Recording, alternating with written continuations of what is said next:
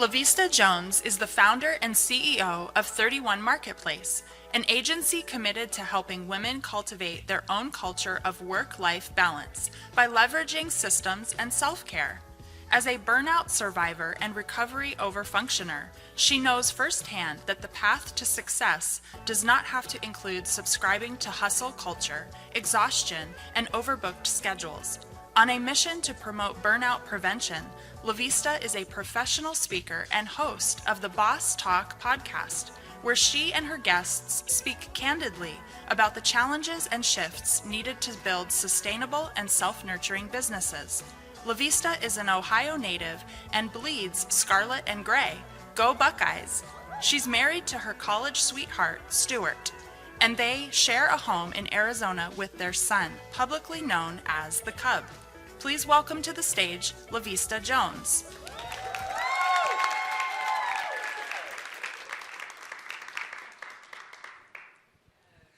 Hello, beauties. So, as I was preparing for today, I was also preparing to address a potential elephant in the room. So, as the bio that was read said, I am married to my college sweetheart. We've been friends for over 20 years. We've been married this year will be 11 years. Thank you. And so, I had a talk with April, and I was just like, we need to chat. Even though we're best friends, we scheduled a meeting because we are quite formal when it comes to business. And I was like, I have some questions, right? I want to know not only the vision for this event, I was like, but I'm married. Is that going to be a hindrance from your audience listening to me or hearing something of value from me? I was like, and, I love the Lord, but I cuss a little bit.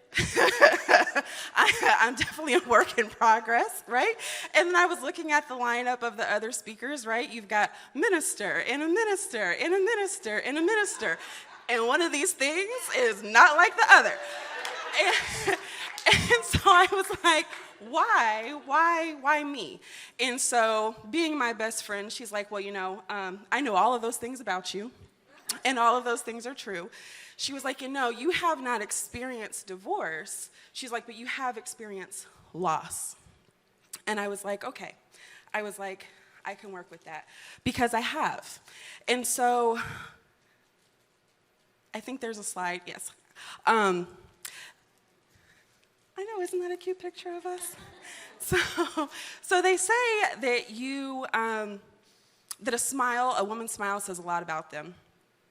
And if you've ever seen pictures of me and my family, I think we're cute, right? It's a beautiful picture. But as beautiful as those pictures are, they don't tell my whole story. Those pictures don't reflect that half of my family is gone. It's missing. If you know me personally, if you follow me on social media, you know that I have experienced 3 miscarriages. So my loss, it's not divorce, but my loss is directly tied to my motherhood journey. And I know that losing a child, losing a spouse, it's not the same thing.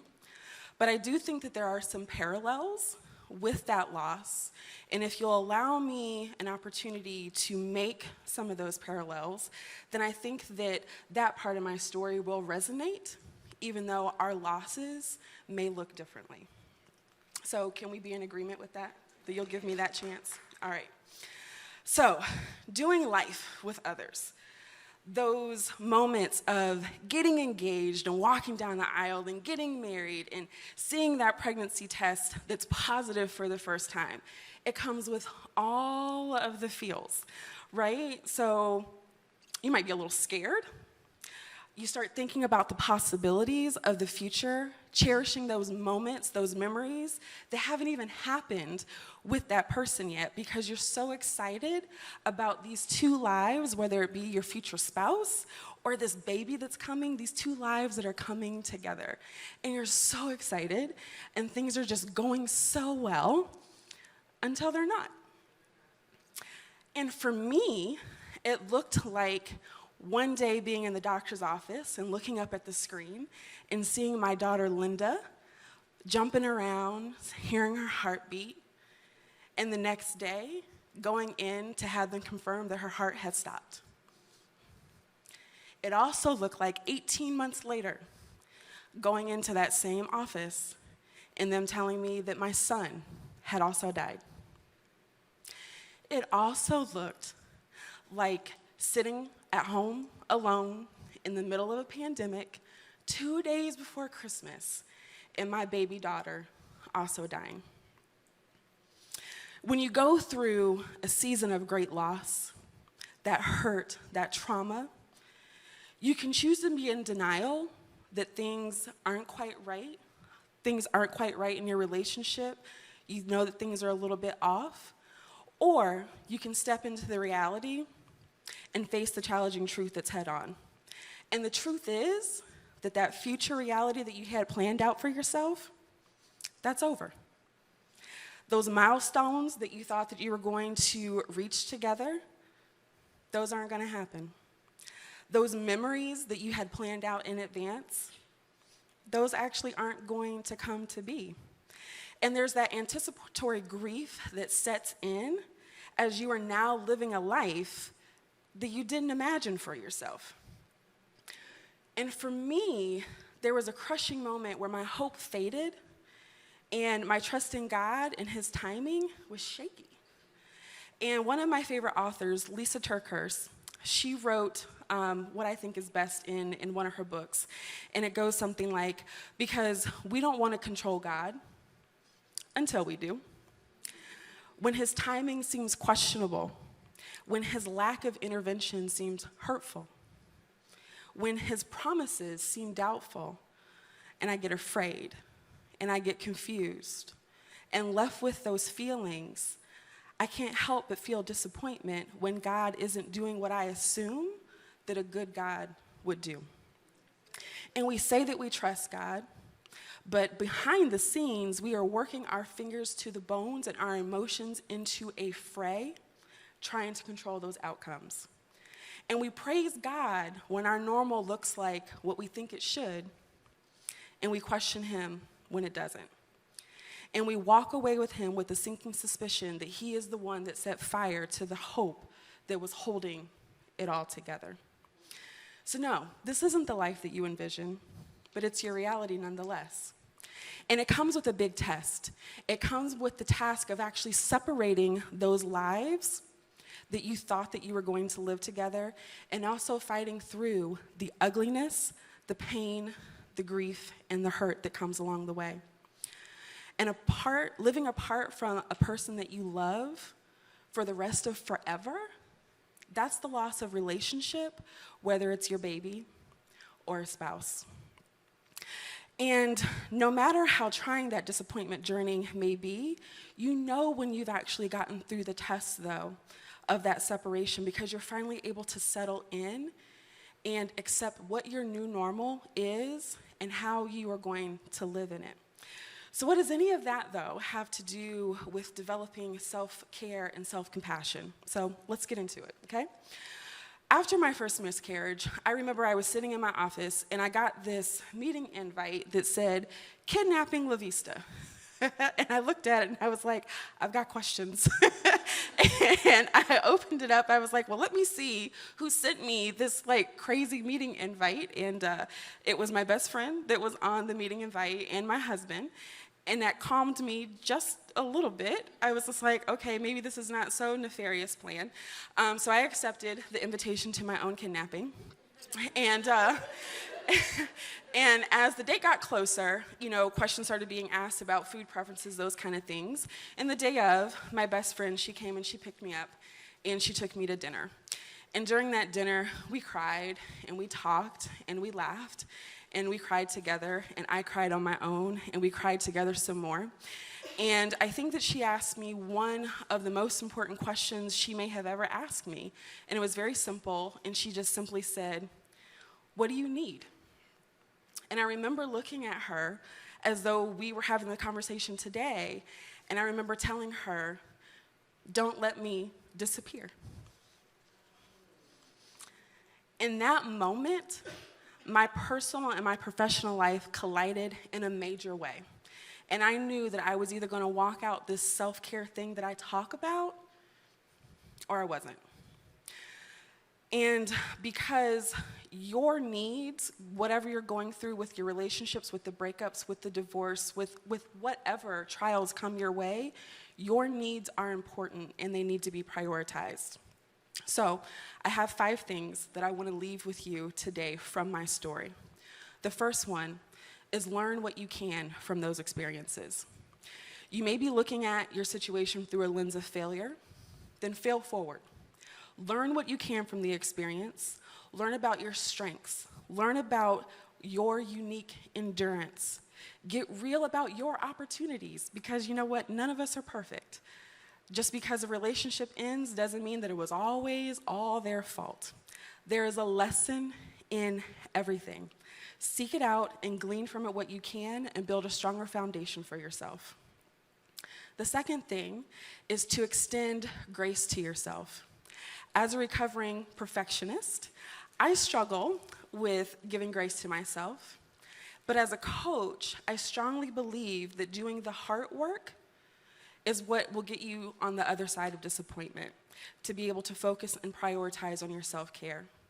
And ironically, or maybe even divinely, after one of my miscarriages, this particular quote popped up on my Facebook memories. And it said, "Balance is not simply a matter of keeping all of the balls in the air. It's about taking the time and having the discipline to set them down and not keeping additional balls up and adding additional things to do." So I got that message, and I hope you do too, that you carve out and you prioritize time that you need to take care of yourself. Don't linger on the disappointment. Focus on your wholeness. Focus on what it is that you need so that you can restore yourself and you can move forward in your life. The third thing, keep expecting. I remember after my second miscarriage, talking to April, and I was just like, I was very emphatic. I was like, I don't want any more kids. I don't want to do this anymore. I don't want to deal with the pain of potentially losing another baby. And she let me go on, and she let me get out what it is that I thought that I needed to say, and she was just like, you lying. She was like, you want more babies. She's like, you want your family to grow. And it was true, right? When you have your mind and your energy and your passion targeted on things turning out a certain way and then they don't, that sucks, right? And so in that moment, you might be confused and you might be weary from the journey, and you might even feel like throwing in the towel of even expecting anything going forward. But living without expectations is not living. Setting expectations pushes you to do the work required to get what it is that you actually desire out of life. Will your efforts always land you where you want them to be? No, but that's life. And things don't always work out perfectly, but imperfect progress is still progress. So keep expecting, keep pushing, and never stop going after what it is that you want. Now, the fourth thing that I want you to take away is knowing that your self-care is your birthright.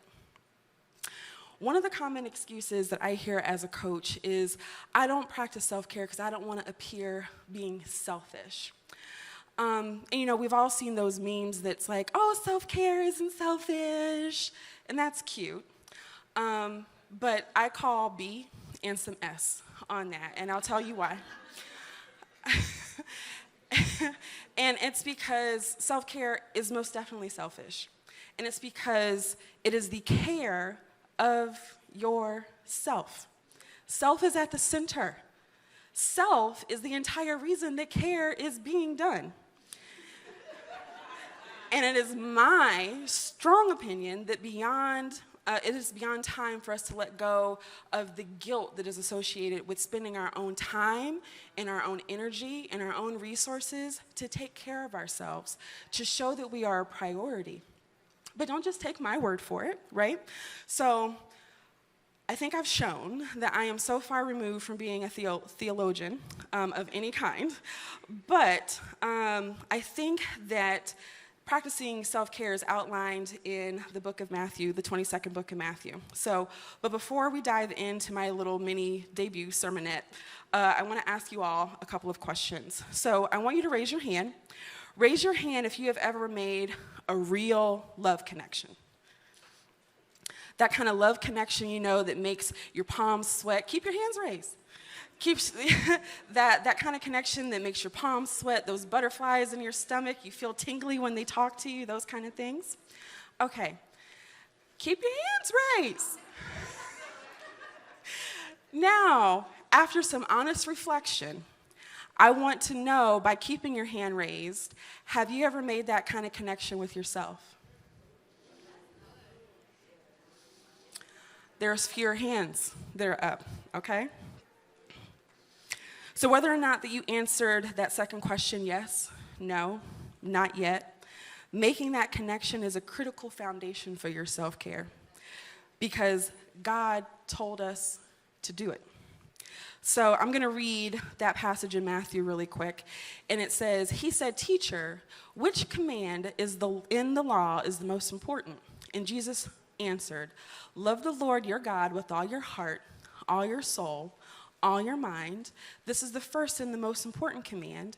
And the second command is like the first, to love your neighbor the same as you love yourself." Now, at first glance, that verse 39 may appear just to be a simple request to treat others with love and to treat others well. And that's true, but it's based on how we love ourselves. That's the standard for that scripture.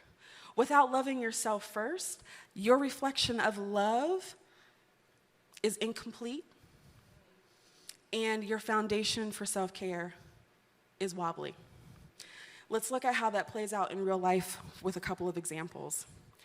If you're the most affirming friend in your group, and yet your internal self-talk is chalked with negative put-downs, your reflection of love is incomplete, and your foundation for self-care is wobbly. If you're a greeter at the church, and you're passing out hugs by the dozen every Sunday or every Wednesday or whenever you see people at the door, and yet you consistently neglect your own physical self-care, the things that your body needs, rest, nourishment, your reflection of love is incomplete, and your foundation for self-care is wobbly. If you bend over backwards to serve every time your kid's school calls, they need you to do something for the PTO, bring in the snacks, whatever that case may be, but you can't ask anybody for help when you need help the most, your reflection of love is incomplete, and your foundation for self-care is wobbly. Okay? But that's why we're here today, right? Because we are ready to be relentless in our recovery. So let's strengthen our self-care foundation.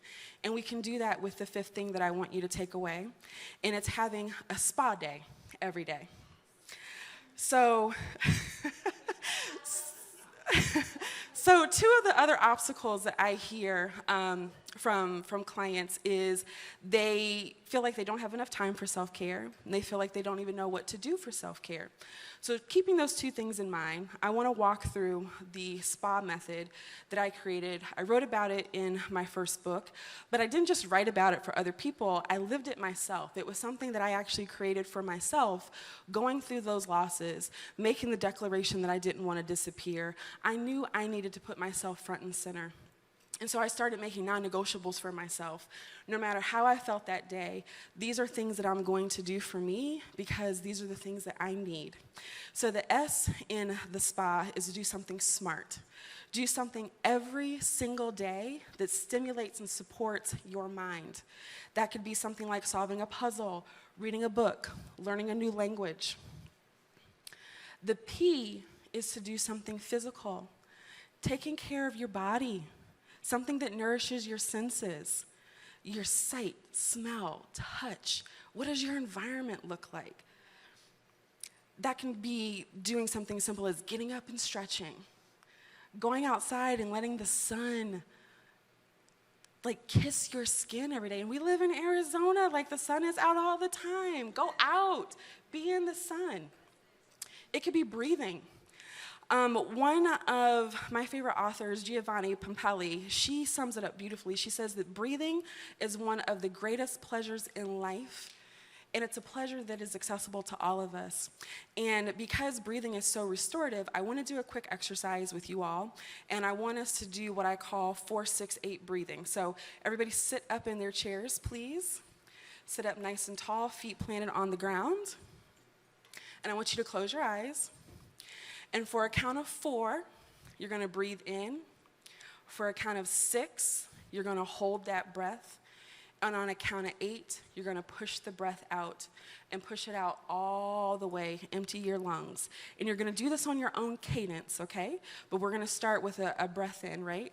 Again, breathe in for 4, hold it for 6, breathe out for 8.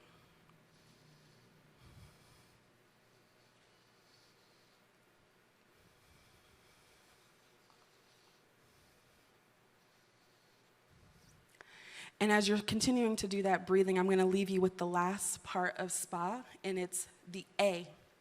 And it's doing something affirming, doing something that connects you to your emotions, to your spirituality, being social with others, being mindful of your triggers and the patterns and how to work through those emotions, nurturing your soul every single day. Simple things there could be buying or making a bouquet of flowers, meditating and praying, or reciting an affirmation to yourself every single day. And so before I take my seat, I want to affirm each of you today. So I wrote something for you. If you only carry one thing throughout your life, let it be hope. Let it be hope that better things are always ahead. Let it be hope that you will go through, even through your toughest times. Let it be hope that you are stronger than any challenge that comes your way. Let it be hope that you are exactly where you are meant to be right now. And when you are on that path, you are meant to be, because during those trying times, hope is the very thing that will carry you through. And I know that earlier Lakeisha asked all of us to put our phones on mute, but I want you to get them out because we're going to do one last group exercise together.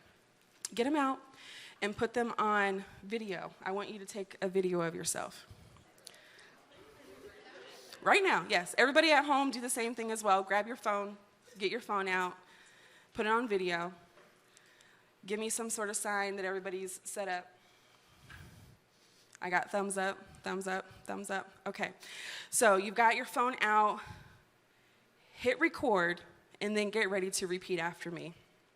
We good? Okay. Yesterday is over. Yesterday is over. All of my past mistakes are forgiven. All of my past mistakes are forgiven. I will take my chances today. I will take my chances today. I will live my dreams today.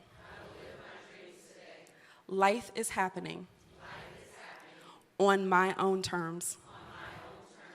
I am confident.